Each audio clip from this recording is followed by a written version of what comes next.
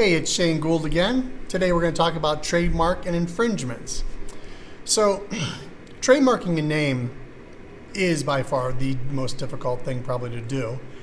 But after you do this, then there's the whole protection side of things.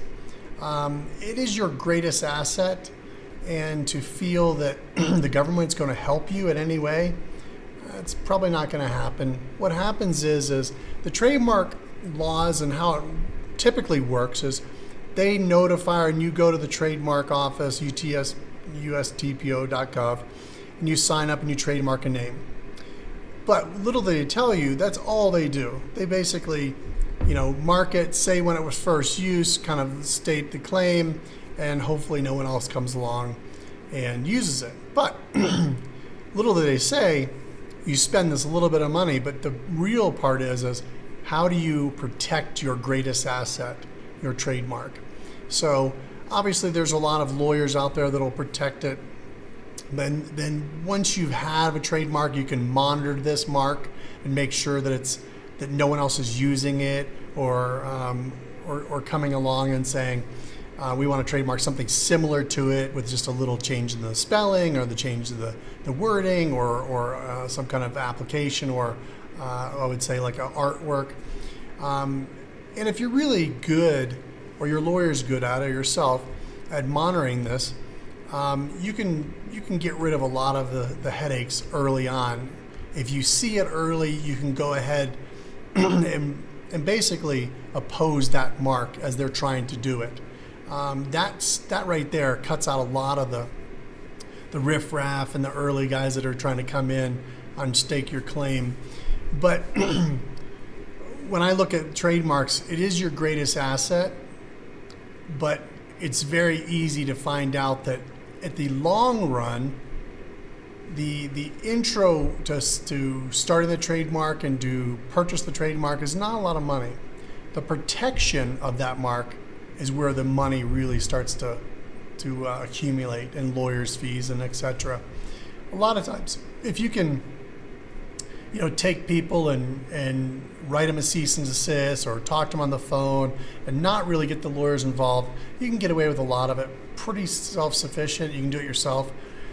But what happens is when bigger companies come along and they try to poach your mark, which is when they try to utilize your mark or use it and then claim it as their own, even though they don't own that trademark. And that happens quite often. And you have to go out there and fight that. So controlling your mark is very difficult, especially when you're dealing with bigger companies, which I have in the past. I never thought that, spending $235 or whatever it was back 30 years ago would be my last expense. I knew there was going to be expense in trademark infringements, the protecting of it, the monitoring of it. But once you get into these larger lawsuits, you're talking about some real money, and not just tens of thousands or hundreds of thousands, but actually millions of dollars we've spent over the last 30 years protecting our mark. Now, a lot of times I can go back to this and say, oh, I should have done this way. And I realize as I've gotten older and as I've learned more about the trademark world, what fights to fight and what ones to just kind of say, okay, this is something that I have to stop, but how much money am I going to spend towards it, or how am I going to make some kind of coexistent agreement? A coexistent agreement can happen where you've got people that are in outside worlds.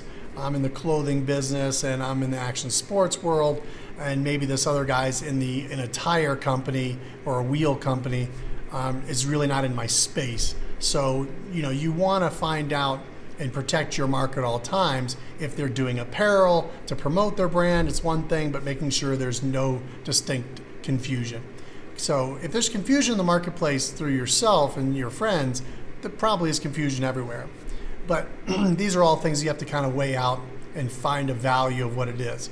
Now, most of the time when you're doing trademark, your business kind of elevates and you have more risk because there's more people who want to use the name. So as that comes in, you find out that you're spending an awful lot of money protecting your mark. But it's also, if you don't protect it, what happens is you abandon it.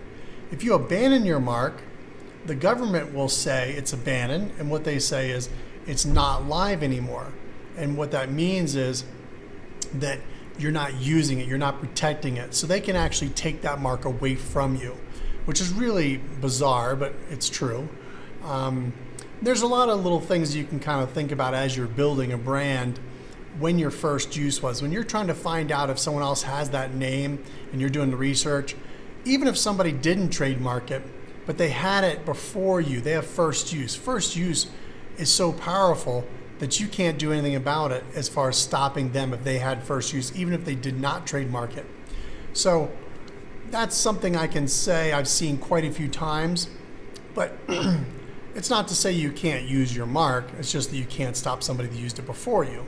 Now, can they stop you? Of course they can. Do they have a trademark? Maybe, maybe not, but it's all about confusion in the marketplace and staking your claim.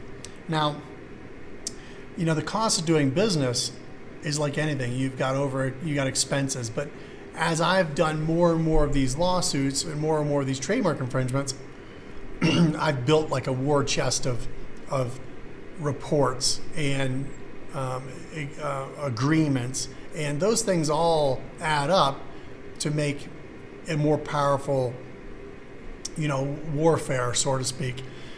So when I do have somebody come along and say, hey, I want to use the mark, I'm in your space, blah, blah, and I go, here's 30 or 40 examples, it's much easier for me to stop somebody from using the mark because I've built up numerous cases. And I can say that trademarking is really tricky, especially when you get into different categories, like we're in the action and motorsports world, but still the apparel, we're in class 25, which is apparel. That covers anything that has the word fuel on it that's an apparel. So a lot of times companies, even though they're in the restaurant world or they're in the pharmaceutical company or they're in the protection company, they still use apparel. So you got to be very, very careful because apparel really is the end all because that's how people promote their business.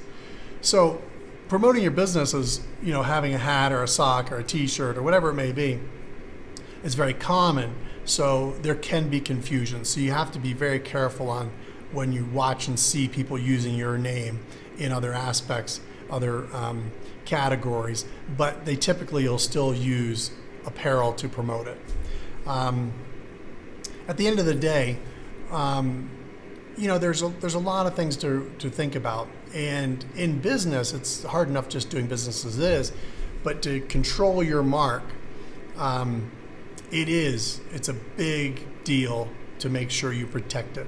Because if you don't protect it, or you have a time where you think, they're not big enough to make a difference, you're letting one sliver of a person or a company take advantage of you. And this way, you have to look at it this way. If somebody takes one little piece out of it, if it's a small company, and the next guy takes a little more piece, before you know it, you basically haven't been protecting your rights. And what happens is they say, oh, well, they didn't do it. They didn't pay a fee. And that's when it starts to be, it kind of unravels. So you have to make sure you're very due diligent on your protection of the mark. I'll also say that common law, if you use a product, you use a name and you used it before you even trademarked it, it's common law that you had it first use, and that's the most important when you're trying to really make sure you have a good name that's clear. And that, kind of going back to protection, it's your biggest asset. So I really think that it's important not only to protect it, but to really monitor it. And that's really important. You'll find out if you want to ever license your name, and that's when someone actually pays a royalty for the use of your name, you have to own that name. You have to protect everybody and know that it's your name. You can't license something you don't own. Now, that being said, licensing is a great way of bringing revenue because you've already built a brand, you own the trademark, you own what it is itself, and someone else can produce it and pay a royalty for it. That's licensing. It's kind of like the same thing as franchising, but licensing is a really good way, especially if you're in different countries. Like I have trademarks in multiple countries, and I trademark those things specifically, so we don't have to export that product to that country, and they could produce it there for less expensive. They pay a royalty, and you have less overhead, and of course you can make your better margins that way. You're less risk as well. If you've got the right partners, I've had partners in multiple countries that have licensed from me, and it really is, as long as you monitor the brand itself and protection, and the licensing is a great way to capitalize on your good name and faith. Without going too much into the trademark world, I think the most important is protection, and just making sure you keep an eye on it. You can also look at infringements in different levels, but like I say, even if it's something that's outside of your realm and you don't think there's confusion, still you want to make sure that you make contact with that person, make sure that everybody knows where they are as far as that goes, make sure there's no confusion in that marketplace. Because last thing you want to do is build a brand or build a name and spend the money and take the time to cultivate that brand itself, and then find out at the end of the day that someone else is coming along and poaching your mark, and you can't protect it, you don't have the funds to protect it, and all of a sudden you lose it.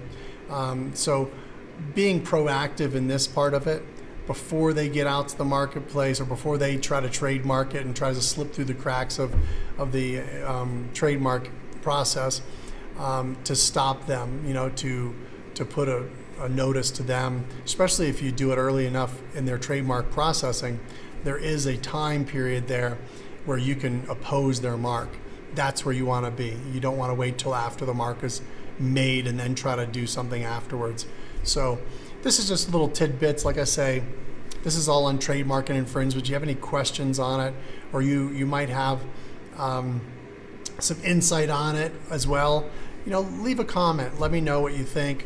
Trademarking is one thing that I've spent a lot of time. Typically, you're writing contracts, you're doing license agreements.